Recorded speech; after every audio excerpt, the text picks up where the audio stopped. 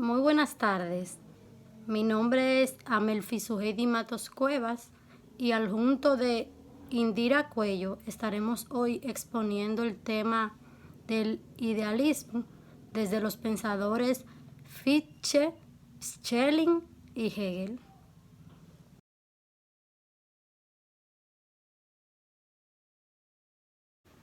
En términos generales, el idealismo es un conjunto de corrientes filosóficas que se opone al materialismo.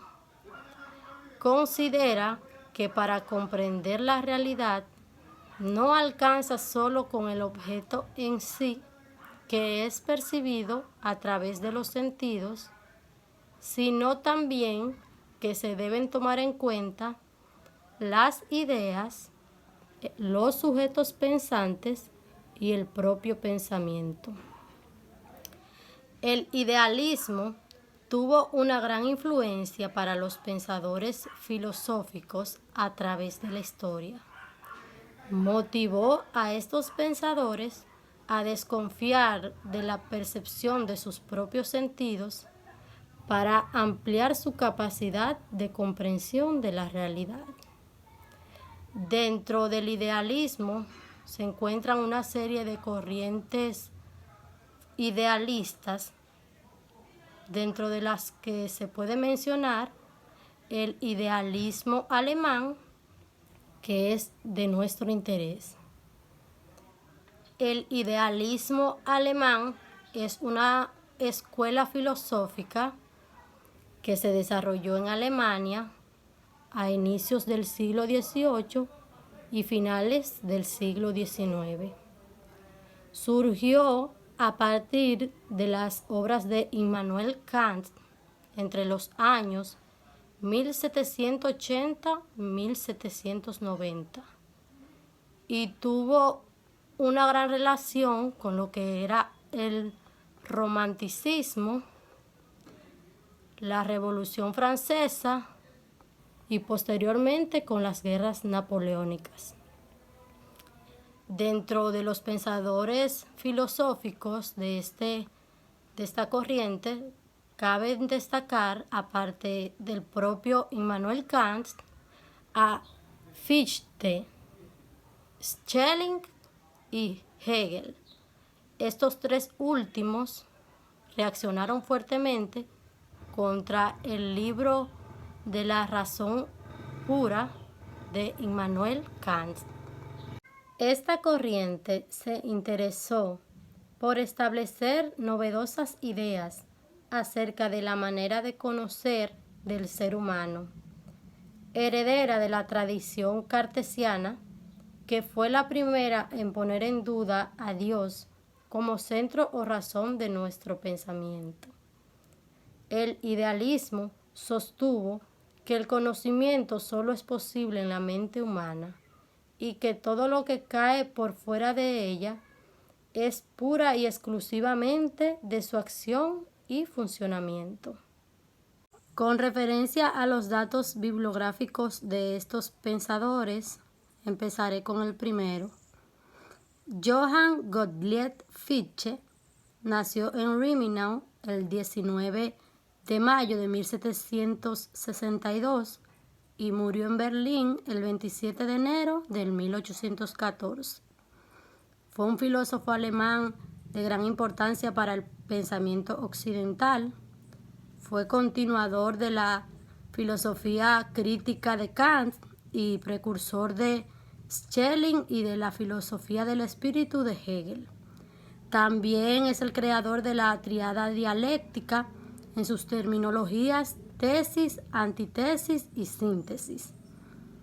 Por otro lado, Friedrich Wilhelm Joseph Schelling nació en Leonberg el 27 de enero de 1875 y murió en Bad Ragaz, Suiza, el 20 de agosto de 1854. Al igual que su compañero Fichte, fue un filósofo alemán y uno de los máximos exponentes del idealismo y de la tendencia romántica alemana. Y por último, Georg Wilhelm Friedrich Hegel nació en Stuttgart el 27 de agosto de 1770 y murió en Berlín el 14 de noviembre de 1831. Al igual que sus compañeros, también fue uno de los representantes del idealismo alemán, el último de la modernidad y considerado uno de los más importantes de su época. A diferencia de Kant, Hegel defendía un tipo de razón que resultaba con relación a la dialéctica entre los raciocinios individuales y los hechos imprescindibles de la realidad. Buenas tardes, mi nombre es Indira Cuello Félix y junto a mi compañera Amelfi Suheidis le vamos a estar hablando del idealismo alemán y bajo las ideas de Johann Gottlieb Fichte, Friedrich Wilhelm Schelling y Hegel. Bien, el siglo XIX es el siglo de la ciencia y las industrias, una centuria en la que se producen en toda Europa cambios políticos trascendentales a consecuencia de las ideas de la Revolución Francesa. Todo ello coinciden de forma manifiesta en el desarrollo de la filosofía. En este apartado vamos a estar hablando de los aportes hechos por los aportes que le dije.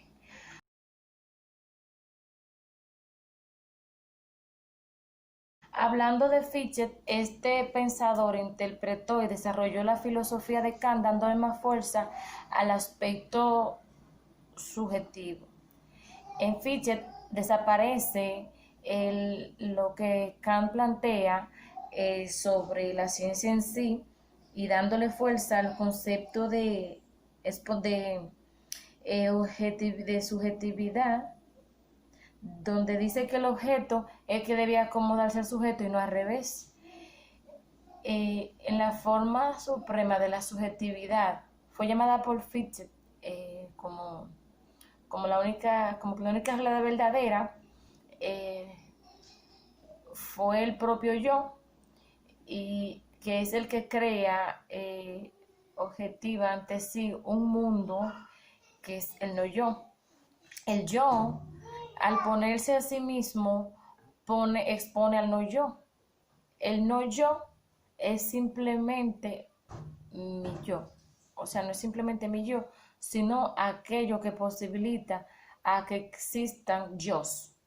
La filosofía debe ser libre y crítica, según Fichte. Todas las filosofías anteriores eran dogmáticas y porque estaban marcadas por el dominio del mundo exterior y fue considerada por los filósofos como una forma de modalidad débil y refutable. Como pensador político, él fue fiel a los idealismos de la Revolución Francesa. Fue un aliente nacionalista que llegó a otorgar a Alemania un carácter de elegía, o sea que somos elegidos del plan universal. Ese fue el pensamiento de Fichte sobre el yo. Entonces,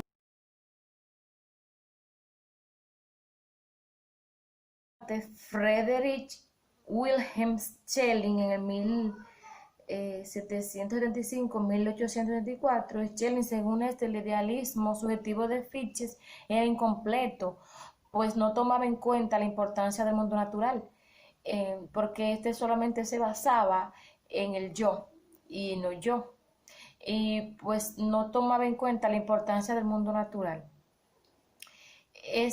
Como afirmaba Fichte, entonces la naturaleza se aniquilaba y perdía su carácter autónomo. Él sostuvo como punto de partida la importancia de lo subjetivo o interior, y la importancia infinita de lo exterior objetivo fuera del individuo, como lo planteaba Spinoza. O sea que el absoluto no es solo el sujeto del objeto, sino el objeto y el sujeto juntos, y que el yo y el no yo tenían que reconciliarse, y que la naturaleza no era algo inerte ni muerto, sino algo vivo y autónomo y dotado de un espíritu propio.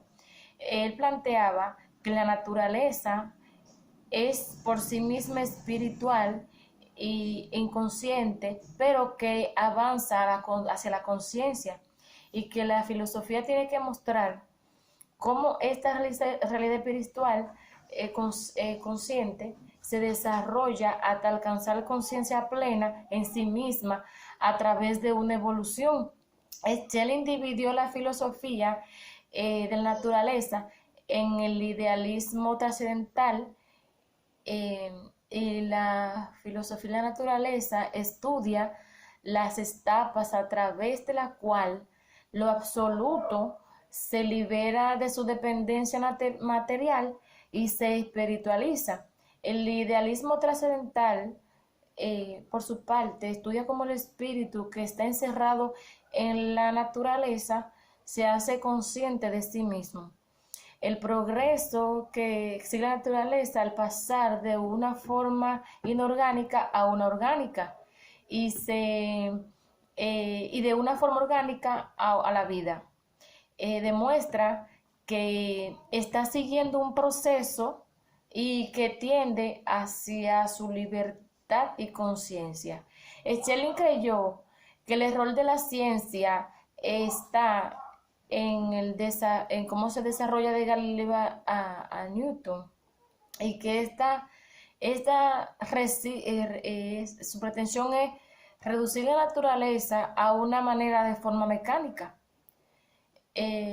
considerando como una máquina ciega y olvidando que es un espíritu.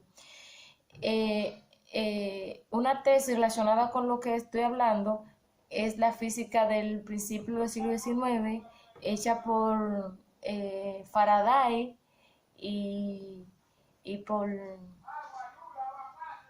Volta, que concedía más importancia a la energía que a la materia, o mejor dicho, que concebía la materia como algo dinámico y no como algo mecánico. Y la verdadera ciencia de la naturaleza ha buscado la fuerza que actúan en su interior en pugna, promoviendo tensión como los fenómenos eléctricos o complementándose.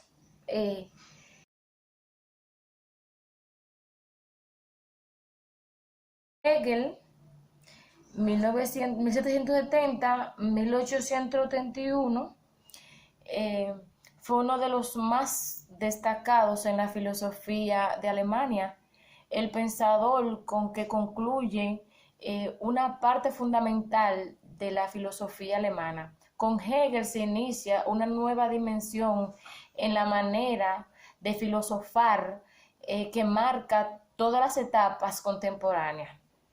En Hegel, la dialéctica es simultáneamente la concepción de la realidad, una antología, y el método de la ciencia viene siendo,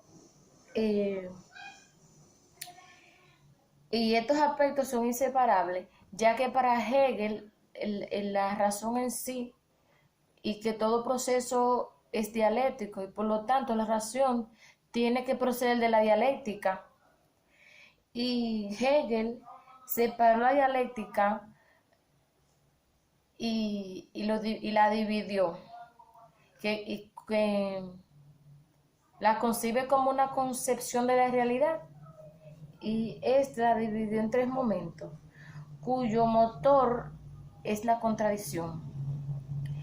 Él dice que lo propiamente suele ser tesis, antítesis, síntesis, y esta debe ser un ascenso de partida en términos más radicales, o sea, afirmación, negación y negación de la negación. Lo característico de esta dialéctica es que la protagonista no es el hombre, sino que él llamaba metafísicamente el espíritu absoluto de las ideas. El primer momento lo expresó como momento de lo inmediato y el segundo momento como alineación o perturbación. Y el tercer momento, la mediación dialéctica.